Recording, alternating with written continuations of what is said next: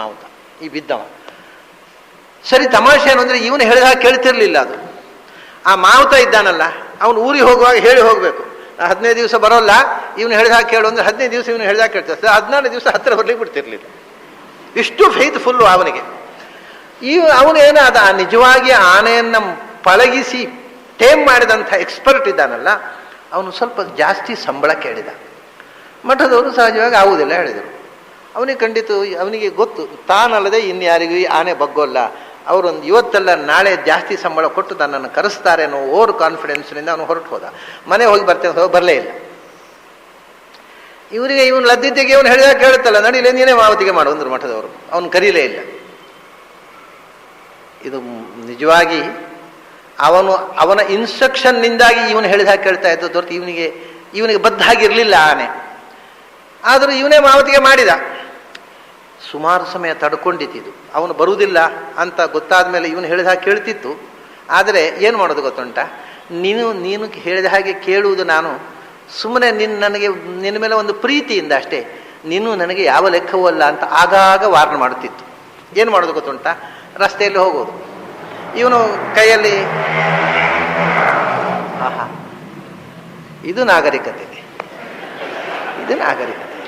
ಅವರಿಗೆ ಅವರ ನಾದ ಬಿಟ್ಟು ಇನ್ಯಾವ ನಾದವೂ ಬೇಡ ಪ್ರಪಂಚದಲ್ಲಿ. ಸರಿ, ಹೀಗ ಅವನು ಒಟ್ಟಿಗೆ ಹೋಗ್ತಿದ್ದ. ಅವನು ಅಂಕುಶ ಹಿಡ್ಕೊಂಡೆಲ್ಲ ಹೋಗ್ತಿದ್ದ. ಹೋದಾಗ ಸುಮ್ಮನೆ ಹೋಗ್ತಿತ್ತು. ಎಲ್ಲರೂ ಹತ್ತಿರ ರಸ್ತೆ ಪಕ್ಕದಲ್ಲಿ ಈಗ ಸೊಂಡಿಲಿ ಸಿಗುವಂಥದ್ದೊಂದು ಟೊಂಗೆ ಸಿಕ್ಕಿದ್ರೆ ಮೆಲ್ಲ ತುಂಡು ಮಾಡೋದು. ಅದನ್ನು ಒಂದು ಸಣ್ಣ ಟೊಂಗೆಯನ್ನು ತುಂಡು ಮಾಡಿ ಸುಮ್ಮನೆ ಅವನ ತಲೆ ಹೀಗೆ ಟ್ಯಾಪ್ ಮಾಡಿ ಟಪ್ಪ ಒಂದು ಹೊಡೆಯೋದು, ಬಿಸಾಡೋದು. ಅಂದರೆ ನಾನು ಮನಸ್ಸು ಮಾಡಿದ ನಿನಗೇನು ಮಾಡಬಲ್ಲೆ, ನೀನು ಪ್ರೀತಿಯಿಂದ ನೀನು ಹೇಳಿದಾಗ ಕೇಳ್ತಾ ಇದ್ದೇನೆ ಅಂತ ತೋರಿಸ್ತಿತ್ತು. ಅದು ಯಾವುದನ್ನು ಇವನು ಗಮನಿಸಲಿಲ್ಲ. ನಾನು ಹೇಳಿದಾಗ ಕೇಳಿ ಶುರು ಮಾಡಿದ್ದೀನಿ, ಏನು ತೊಂದರೆ ಇಲ್ಲ ಅಂತ ಧೈರ್ಯವಾಗಿದ್ದ. ಅದ್ಭುತ ಇದು. ಒಂದು ಸರ್ತಿ ಅಲ್ಲಿಂದ ಕಾರ್ಕಳದಲ್ಲಿ ಉತ್ಸವಕ್ಕೆ ಬರಬೇಕು ಅಂತ ಕರೆ ಬಂತು. ಕಾರ್ಕಳ ದೇವಸ್ಥಾನದ ಉತ್ಸವಕ್ಕೆ ಕರೆದು. ಸರಿ, ಮಠದವರು ಯಾವ ದೇವಸ್ಥಾನದ ಉತ್ಸವಕ್ಕೂ ಕೊಡ್ತಿದ್ರು, ಇವನಂತ ಹೇಳಿದ್ರು ಕರ್ಕೊಂಡು ಹೋಗೋ ಆನೆಯನ್ನು. ಅಂದರೆ ಸುಮಾರು ಅದು ಇದ್ದ ಜಾಗದಿಂದ 35 ಕಿಲೋಮೀಟರ್ ದೂರದ ತನಕ ಆನೆಯನ್ನು ನಡೆಸಿಕೊಂಡು ಹೊಂಡೋಗಿದ್ದಾಗ. ಒಂದು ವಿಷಯ ಏನು ಅಂದರೆ, ಆನೆ ನಿಮ್ಗೆ ಗೊತ್ತಿದೆ, ಹೆಫ್ಟಿ ಬಾಡಿ.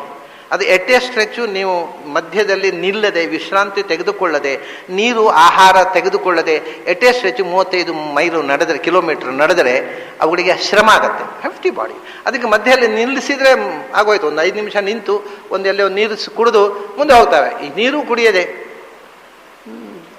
ಇವನೇನು ಮಾಡಿದ, ಅದಕ್ಕೆ ನೀರು ಕುಡಿದ್ರೆ ಲೇಟ್ ಆಗುತ್ತೆ, ಬೇಗ ಕರ್ಕೊಂಡು ಬಾ ಅಂತ ಹೇಳಿದ್ದಾರೆ ಅಂತ 35 ಕಿಲೋಮೀಟರ್ ಡಿಸ್ಟೆನ್ಸನ್ನು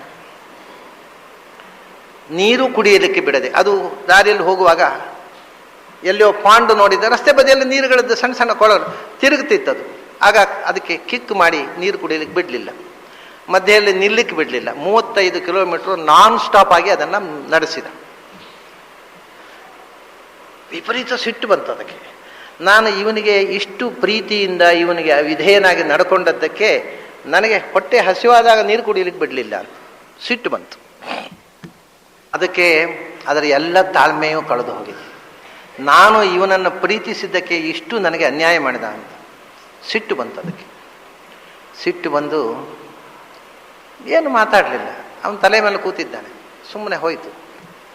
ಕಾರ್ಕಳದಲ್ಲಿ ದೇವಸ್ಥಾನದ ಮುಂದೆ ನಿಲ್ಲಿಸಿ ಕಾಲು ಎತ್ತುವಂತೆ, ಇಳಿಬೇಕಲ್ಲ, ಕಾಲು ಎತ್ತಿ ಹಿಡಿಯುವಂತೆ ಕಿಕ್ ಮಾಡಿದ. ಕಾಲು ಎತ್ತಿ ಕೊಟ್ಟಿತು. ಕಾಲಿಗೆ ಇಳಿದ ತಕ್ಷಣ ಸೊಂಡಿಲಿನಲ್ಲಿ ಹಿಡಿಯಿತವನ. ಅಲ್ಲಿ ತನಗೆ ಏನೂ ಮಾಡಲಿಲ್ಲ. ಯಾಕಂದರೆ ಅಷ್ಟು ಹಸಿವು ಸಂಕಟ ಆಗ್ತಾ ಇದೆ ಅದಕ್ಕೆ. ಅನ್ನಸ್ಯ ಕ್ಷುಧಿತಂ ಪಾತ್ರಂ. ಅದಕ್ಕೆ ಹಸಿವು ಅಂದರೆ ಮುಗಿದಲ್ಲಿ ಎಲ್ಲ ಅಪವಾದ. ಹಿಡಿಯಿತವ ನನ್ನ ಸೊಂಡಿಲಿನಿಂದ ಹಿಡಿದು ನೆಲಕ್ಕೆ ಬಿಸಾಡಿತು. ನೆಲಕ್ಕೆ ಅಂದರೆ ಒಂದು ತೆಂಗಿನ ಮರದಷ್ಟು ಎತ್ತರಕ್ಕೆ ಬಿಸಾಡಿದೆ. ಅದಕ್ಕೆ ಏನು ಬಲಿಷ್ಠವಾದ ಆನೆ, ಅದು ಭಾರಿ ಎತ್ತರದ ಆನೆ. ಆ ಆನೆ ಸುಮಾರು ಒಂದು 20 ಅಡಿ ಎತ್ತರ ಇರ್ಬೋದು, ಅಷ್ಟು ಎತ್ತರದ ಆನೆ, ಭಾರಿ ಎತ್ತರದ ಆನೆ. ಮೇಲಕ್ಕೆ ಬಿಸಾಡಿತು.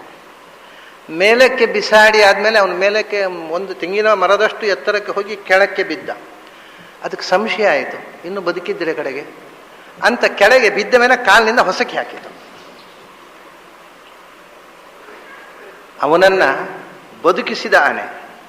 ಮೊದಲು ಅವನು ತಲೆ ತಿರುಗಿ ಬಿದ್ದಾಗ ಸೊಂಡಿಲೆತ್ತಿ 4 ಗಂಟೆಗಳ ಕಾಲ ಬದುಕಿಸಿದ ಆನೆ ತನಗೆ ದ್ರೋಹ ಮಾಡಿದ ಅಂತ ಸಿಟ್ಟು ಬಂದ ಕೊಂದೆ ಹಾಕಿ. ಇದು ಆನೆ. ಆ ತಮಾಷೆ ಗೊತ್ತಾ? ಅದೇ ಆನೆ ಅತ್ಯಂತ ಆಶ್ಚರ್ಯದ ಸಂಗತಿ ಏನಂದ್ರೆ ಅವನನ್ನು ಕೊಂದು ಸೀದ ಬಂದು ನ್ಯಾಯಾಲಯದ ಮುಂದೆ ನಿಂತಿದೆ. ಒಂದು ಕೇಸ್ ಮಾಡೋದಾದ್ರೆ ಮಾಡಿದ್ರು.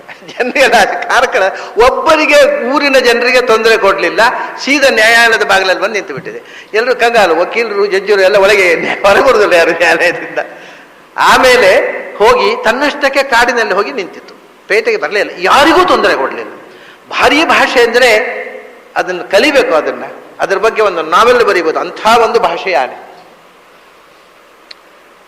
ಆದರೆ ಜೀವಕ್ಕೆ ಜೀವ ಕೊಟ್ಟ ಆನೆ ದ್ರೋಹ ಮಾಡಿದಾಗ ಬಲಿ ತಗೊಂಡು. ಈ ಗುಣಕ್ಕೋಸ್ಕರವೇ ಆನೆಯನ್ನು ಯುದ್ಧದಲ್ಲಿ ಬಳಸ್ತಿದ್ರು. ಅದು ಜೀವಕ್ಕೆ ಜೀವ ಕೊಡುವ ಪ್ರಾಣಿ. ಸಿಟ್ಟು ಬಂದರೆ ಎದುರಾಳಿಯನ್ನ ಚಚ್ಚಿ ಬಿಡುವಂತ, ಅದಕ್ಕೇನು ದಾಕ್ಷಿಣ್ಯವೇ ಇಲ್ಲ, ಕರುಣೆಯೇ ಇಲ್ಲ. ಸಿಟ್ಟು ಬಂದರೆ ನಿಷ್ಕರುಣೆಯಿಂದ ಎದುರಾಳಿಗಳನ್ನ ಚಚ್ಚಿ ಬಿಡುವಂತಹ ಪ್ರಾಣಿ. ತನ್ನ ಯಜಮಾನನ ಜೀವಕ್ಕೆ ಜೀವ ಕೊಡುವಂತಹ ಪ್ರಾಣಿ ಅದು. ಆದ್ದರಿಂದ ಯುದ್ಧದಲ್ಲಿ ಚತುರಂಗದಲ್ಲಿ 2ನೇ ಅಂಗ ತುರಗ, ಗಜ. ಅದರ ಮೂಲ ಸಮುದ್ರ ಮಥನದಿಂದಲೇ ಬಂದದ್ದು ಅಂತಾನೆ ಕೃಷ್ಣ. ಐರಾವತಂ ಗಜೇಂದ್ರಾಣಂ. ಆನೆಗಳಲ್ಲಿ ಬಹಳ ಶ್ರೇಷ್ಠವಾದ ಆನೆ ಅಂತಂದರೆ ಅದೇ ಲಕ್ಷಣವಾದ ಆನೆಗಳಿವೆ. ಆ ಲಕ್ಷಣವಾದ ಆನೆಗಳಲ್ಲಿ ಅನೇಕ ಜಾತಿಗಳಿದೆ. ಹಿಂದೆ ಒಂದು ವಿಶಿಷ್ಟವಾದ ಜಾತಿ, ಅದು ಬಹಳ ವಿಚಿತ್ರ. ಏನು ಅಂದರೆ ದಾಡೆ ಇಲ್ಲದ ಗಂಡಾನೆ. ಅದು ವಿರಳ. ದಾಡೆ ಇರುವ ಗಂಡಾನೆಗಳು ಟಸ್ಕರ್ ಅಂತ ಹೇಳ್ತೇವೆ ನಾವು. ಈ ಕನ್ನಡದಲ್ಲಿ ಮಖಣ ಅಂತ ಹೇಳ್ತಾರೆ. ಮಖಣ ಅಂತಂದರೆ ದಾಡೆ ಇಲ್ಲದ ಗಂಡಾನೆ. ಯಾಕಂದರೆ ಸಂಸ್ಕೃತದಲ್ಲಿ ಅದಕ್ಕೆ ಹೆಸರು ಮತ್ಕುಣ ಅಂತ. ಅದೇ ಕನ್ನಡ ಮಖಣ. ಅದು ಮತ್ಕುಣ ಅಂದರೆ ದಾಡೆ ಇಲ್ಲದ ಗಂಡಾನೆ. ಆನೆಗಳ ಪ್ರಭೇದಗಳು, ಅವುಗಳ ಕ್ವಾಲಿಟಿ, ಅವುಗಳ ಗುಣಧರ್ಮ ಬೇಕಾದಷ್ಟು ವಿಸ್ತಾರವಾಗಿದೆ. ಸಂಸ್ಕೃತದಲ್ಲಿ ಎಲ್ಲ ಪ್ರಾಣಿಗಳು, ಅವುಗಳ ವೆರೈಟೀಸು, ಅವುಗಳ ಗುಣ ಸ್ವಭಾವ, ಇದರ ವಿಶ್ಲೇಷಣೆ ಪ್ರಾಯ ಪ್ರಪಂಚದ ಇನ್ಯಾವ ಭಾಷೆಯಲ್ಲೂ ಇಲ್ಲ. ಅದು ಸಂಸ್ಕೃತ ಗ್ರಂಥಗಳಲ್ಲಿ. ಹಾಗೆ ಆನೆಯ ಸ್ವಭಾವವನ್ನೇ ವಿಶ್ಲೇಷಣೆ ಮಾಡ್ತಕ್ಕಂಥದ್ದು ಭೂತವಿದ್ಯಾ. ಅಂಥ ಆನೆಗಳ ವಿಶಿಷ್ಟವಾದಂಥ ಒಂದು ಗುಂಪಿನಲ್ಲೇ ಶ್ರೇಷ್ಠವಾದಂಥದ್ದು ಐರಾವತಂ. ಐರಾವತ ಅದು ಚತುರ್ದಂತ ಅಂತ ಹೇಳ್ತಾರೆ. 4 ದಾಡೆಗಳಿದ್ದ ಆನೆ ಅಂತ. ಅದೇ ರೀತಿ ನರಕಾಸುರನ ಪ್ರಾಗ್ಜ್ಯೋತಿಷ್ಯದಲ್ಲಿಯೂ 4 ದಂತದ ಆನೆಗಳಿದ್ದವು ಅಂತ ಹೇಳ್ತಾರೆ. ಅದು ವಿಶಿಷ್ಟವಾದ ಆನೆ, ದೇವಲೋಕದ ಆನೆ. ಅದರ ಗುಣವನ್ನು ಹೊತ್ತು ತಂದಂಥ ಆನೆಗಳು ಭೂಮಿಯಲ್ಲಿ ಮತ್ತೆ ಸಿಕ್ಕಿದವು. ಆ ಐರಾವತ, ಅದರಲ್ಲಿ ಐರಾವತ ಶಬ್ದ ವಾಚ್ಯನಾಗಿ ನಾನೇ ಇರೋದಪ್ಪ ಅಂತ ಕೃಷ್ಣ. ಯಾಕೆ ಐರಾವತ? ಐರಾ ಅಂದರೆ ಏನು? ಐರಾವತ ಅಂದರೆ ಇರಾ ಅಂದರೆ ಭೂಮಿ. ಭೂದೇವಿಯಲ್ಲಿ ಸನ್ನಿಹಿತರಾಗಿರತಕ್ಕಂಥ ಲಕ್ಷ್ಮಿ, ಭೂನಾಮಕಳಾದ ಲಕ್ಷ್ಮಿ ಐರಾ. ಅಥವಾ ಈರಾ ಅಂದರೆ ವಾಯುದೇವರ ತಾಯಿ ಐರಾ. ಅಥವಾ ಐ ಅಂದರೆ ಐಶ್ವರ್ಯ, ರಾ ಅಂದರೆ ಕೊಡುವವಳು, ಸಂಪತ್ಪ್ರದಳಾಗಿರತಕ್ಕಂಥ ಲಕ್ಷ್ಮಿ. ವಾಯುದೇವರ ತಾಯಿ, ಭೂದೇವಿಯಲ್ಲಿ ಸನ್ನಿಹಿತಳಾಗಿರತಕ್ಕವಳು, ಸಂಪತ್ಕಾರಕಳಾಗಿರತಕ್ಕಂಥ ಲಕ್ಷ್ಮಿಗೆ ಐರಾ ಅಂತ ಹೆಸರು. ಐರಾವತ ಅಂದರೆ ಅಂತಹ ಲಕ್ಷ್ಮಿ ಉಳ್ಳವನು, ಲಕ್ಷ್ಮೀಪತಿ ಅಂತ ಅರ್ಥ. ನಾನು ಅಂಥ ಸಂಪತ್ತಿನ ದೇವತೆಯಾಗಿರತಕ್ಕಂಥ ಲಕ್ಷ್ಮೀಪತಿ, ಆದ್ದರಿಂದ ಐರಾವತ. ಆನೆಗೂ ಐರಾವತ ಅಂತ ಹೆಸರು ಬಂದದ್ದು ಅದಕ್ಕೆ. ಯಾಕೆಂದರೆ ಎಲ್ಲಿ ಸಂಪತ್ತಿದೆಯೋ ಅಲ್ಲಿ ಆನೆ ಇರೋದು. ಯಾಕಂದರೆ ಆನೆ ಸಾಕಲಿಕ್ಕೆ ನಮ್ಮ ಸುಮಾರು ಸಂಪತ್ತು ಖಾಲಿ ಆಗುತ್ತೆ. ಸಂಪತ್ತಿಲ್ಲದೆ ಆನೆ ಸಾಕಿರುವ ನಮ್ಮ ಸಂಪಾದನೆಯಲ್ಲಿ ಆನೆ ಸಾಕ್ಲಿಕ್ಕೆ ಬರುತ್ತಾ? ಅದರಿಂದ ಆನೆ ಸಾಕುವವರಿಂದ ಲೋಕದಲ್ಲಿ ಹೆಸರೇ ಗಜಾಂತ ಸಂಪತ್ತು ಅಂತ. ಶ್ರೀಮಂತಿಕೆಯ ದೊಡ್ಡ ಲಕ್ಷಣ ಏನು ಅಂದರೆ ಈಗ ಎಷ್ಟು ಕಾರಿದೆ ಅಂತ, ಎಷ್ಟು ಮಹಡಿಯ ಮನೆ ಇದೆ, ಎಷ್ಟು ಕಾರಿದೆ ಅಂತ. ಹಿಂದೆ ಹಾಗಲ್ಲ. ಎಷ್ಟು ಶ್ರೀಮಂತರು ಅಂದರೆ ಎಷ್ಟು ಆನೆ ಇದೆ ಅವ್ರ ಮನೆಯಲ್ಲಿ. ಆನೆ ಅಂದರೆ ಶ್ರೀಮಂತರು. ಯಾಕೆಂದರೆ ವಾಹನ, ಶ್ರೀಮಂತರ ವಾಹನ ಆನೆ. ಅದಕ್ಕಿಂತ ಕಮ್ಮಿ ಶ್ರೀಮಂತರ ವಾಹನ ಕುದುರೆ. ಅದಕ್ಕಿಂತ ಕಮ್ಮಿ ಶ್ರೀಮಂತರ ವಾಹನ ಎತ್ತಿನ ಗಾಡಿ. ಇದು ವಾಹನಗಳಲ್ಲಿ ಆನೆಯ ಮೇಲೆ ಕೂತು ಹೋಗುವುದು ಅಂದರೆ ಭಾರಿ ಬರಮ ಶ್ರೀಮಂತರು ಅಂತ ಅರ್ಥ. ಆದ್ದರಿಂದ ಅದು ಐರಾ ಅಂದರೆ ಸಂಪತ್ತು. ಸಂಪತ್ತು ಕೊಡುವಂಥದ್ದು ಶ್ರೀಮಂತರ ಸೊತ್ತು. ಆದ್ದರಿಂದ ಆನೆಯನ್ನು ಐರಾವತ ಅಂತ. ಮೂಲತಃ ಇಂದ್ರ ಇಡೀ 3 ಲೋಕದ ಸಂಪತ್ತಿನ ಒಡೆಯ. ಅಂಥ ಸಂಪತ್ತು ಬಂದದ್ದು ಅವನಿಗೆ ಐರಾವತ ಬಂದದ್ರಿಂದ. ಮೊದಲು ಸಂಪತ್ತೆಲ್ಲ ಹೋಗಿತ್ತು, ಅದಕ್ಕೆ ಸಮುದ್ರ ಮಥನ. ಹಾಗಾಗಿ ಐರಾವತ ಅಂತ ಆನೆ ಕರೆದರು. ಸಂಪತ್ತಿನ ಒಡತಿಯಾದ ಲಕ್ಷ್ಮಿಯ ಒಡೆಯ ನಾನಾದ್ರಿಂದ ನಿಜವಾಗಿ ಐರಾವತ ನಾನು. ಆಮೇಲೆ ಈ ಬೇಕಾಗಿರದ ಕಾಲ ನರಾಣಾಂಚ ನರಾಧಿಪಂ, ಮನುಷ್ಯರಲ್ಲಿ ಕುದುರೆಗಳಲ್ಲಿ ಶ್ರೇಷ್ಠ ಐರಾವತ ಉಚ್ಚೈಶ್ರವಸ್ಸು, ಆನೆಗಳಲ್ಲಿ ಶ್ರೇಷ್ಠ ಐರಾವತ, ದೇವತೆಗಳಲ್ಲಿ ಶ್ರೇಷ್ಠ ಇಂದ್ರ ಅಂತ ಹೇಳಿದ್ದೀರಿ. ನಿಜವಾಗಿ ಇಂದ್ರ ಅಲ್ಲ, ಅದು ವಿವಕ್ಷಾ ಭೇದನ. ಅದ್ರ ಬಗ್ಗೆ ಮತ್ತೆ ಸ್ವಲ್ಪ ನಾವು ನೋಡೋಣ ಇನ್ನೊಂದು ದಿವಸ. ಇಂದ್ರನಿಗಿಂತ ದೊಡ್ಡ ದೇವತೆಗಳಿದ್ದಾರೆ, ಗರುಡಶೇಷ ರುದ್ರರಿದ್ದಾರೆ, ಬ್ರಹ್ಮವಾಯುಗಳಿದ್ದಾರೆ. ಆದರೆ ದೇವತೆಗಳಲ್ಲಿ ಇಂದ್ರ ಅಂತ ಹೇಳಿಬಿಟ್ಟಿದ್ದಾರೆ. ಅದು ಯಾಕೆ ಹೇಳಿದ ಅನ್ನೋದ್ರ ಬಗ್ಗೆ ನಾವು ವಿಶ್ಲೇಷಣೆ ಮಾಡಿದರೆ ಕೃಷ್ಣ ಯಾಕೆ ಹೇಳಿದ ಅನ್ನೋದು ಸ್ಪಷ್ಟ ಅರ್ಥ ಆಗುತ್ತೆ. ಹಾಗೆ ಇಲ್ಲಿ ಮನುಷ್ಯರಲ್ಲಿ ಶ್ರೇಷ್ಠ ಯಾರು? ನರಾಣಾಂಚ ನರಾಧಿಪಂ, ಮನುಷ್ಯರಲ್ಲಿ ಯಾರು ಶ್ರೇಷ್ಠ ಅಂತಂದರೆ ನರಾಧಿಪ. ಇಡೀ ದೇಶವನ್ನು ಆಳುವಂಥ ಶಕ್ತಿ ಕೆಲವರಿಗಿರುತ್ತೆ. ಅವರು ಜನಾಂಗದ ಒಡೆಯರಾಗಿ ನಿಲ್ತಾರೆ. ಇಡೀ ನರಕುಲಕ್ಕೆ, ಮನುಕುಲಕ್ಕೆ ನಾಯಕರಾಗಿ ನಿಲ್ತಾರಲ್ಲ, ಆ ನೇತಾರರು, ನಾಯಕರು. ಅಂತಹ ನಾಯಕತ್ವ ಒಬ್ಬ ಪಾಲಕಿಯಲ್ಲಿ ಕೂಡುವುದೇನೋ 4 ಜನ ಹೊರುವುದೇನೋ. ಅವನನ್ನು ಶ್ರೀಮಂತರಿಗೆ ಮಾತ್ರ ದಕ್ಕೋದು, ಬಡವರು ಬದುಕಿದ್ದಾಗ ಹೊರೋಲ್ಲ, ಸತ್ತ ಮೇಲೆ ಹೊರತಾರೆ. ಶ್ರೀಮಂತನ ಬದುಕಿದ್ದಾಗ 4 ಜನ ಹೊತ್ಕೊಂಡು ಹೋಗ್ತಾರೆ. ಪಾಲಕಿಯಲ್ಲಿ ಕೂಡಿಸಿ 4 ಜನ ಹೊತ್ಕೊಂಡು ಹೋಗೋದೇ ಸಂಭ್ರಮವೋ ಸಂಭ್ರಮ. ಏನಾಯ್ತು, ನಿನ್ನೆ ಹುಷಾರಿದ್ರು, ಇವತ್ತೇನು ಹೊತ್ಕೊಂಡು ಹೋಗ್ತಾ ಇದ್ದಾರೆ ಅಂತ ಕೇಳೋ ಹಾಗಿಲ್ಲ. ಅವ್ರು ಹುಷಾರಿದ್ದಾಗಲೂ ಹೊತ್ಕೊಂಡೇ ಹೋಗ್ಬೇಕು ಅವರನ್ನು.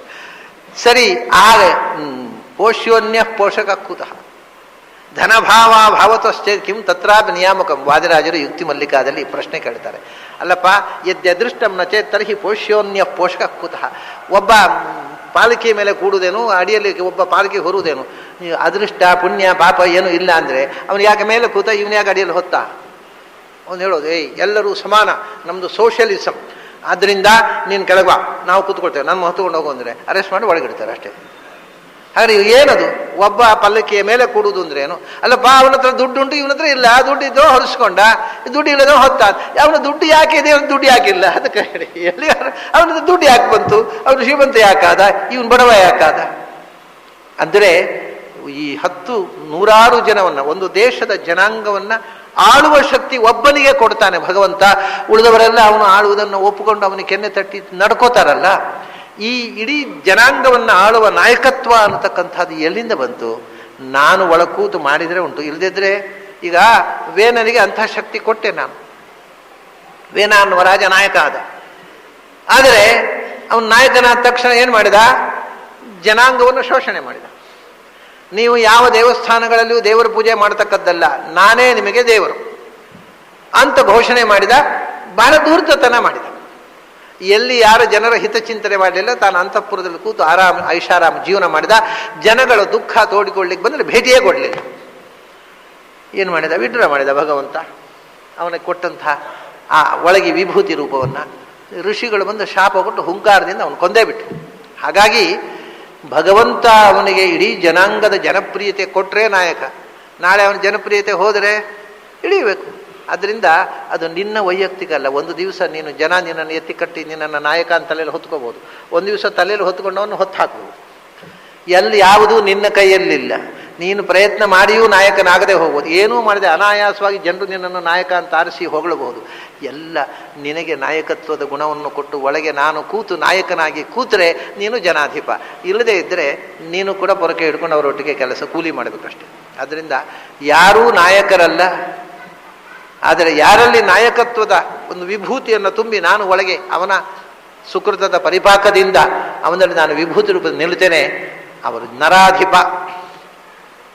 ಎಲ್ಲ ನರರಿಗೆ ಜೀವಜಾತಕ್ಕೆ ಅಧಿಪನಾದ್ದರಿಂದ ಅದು ಭಗವಂತನ ಮೂಲಭೂತವಾದ ಅರ್ಥ. ಹೀಗೆ ಯುದ್ಧಕ್ಕೆ ಸಂಬಂಧಪಟ್ಟಂಥ, ಕ್ಷಾತ್ರಕ್ಕೆ ಸಂಬಂಧಪಟ್ಟ ವಿಷಯಗಳನ್ನು ಹೇಳ್ತಾ ಮುಂದೆ ಇನ್ನು ಯುದ್ಧದಲ್ಲೇ ಬಳಸುವ ಆಯುಧಗಳು, ಅದಕ್ಕೋಸ್ಕರ ಮುಂದೆ ಆಯುಧಗಳು. ಆಯುಧ ಆದಮೇಲೆ ಸಮುದ್ರದಲ್ಲಿ ಬಂದದ್ದು ಆನೆ ಕುದುರೆ ಬಂತು, ಕಾಮಧೇನು ಹೇಳೋದು ಬೇಡವಾ ಅದು ಬರುತ್ತೆ. ಆಮೇಲೆ ಮುಂದೆ ಹೇಗೆ ಬೆಳ್ಕೊಂಡು ಹೋಗೋದು, ಮುಂದೆ ಹೇಗೆ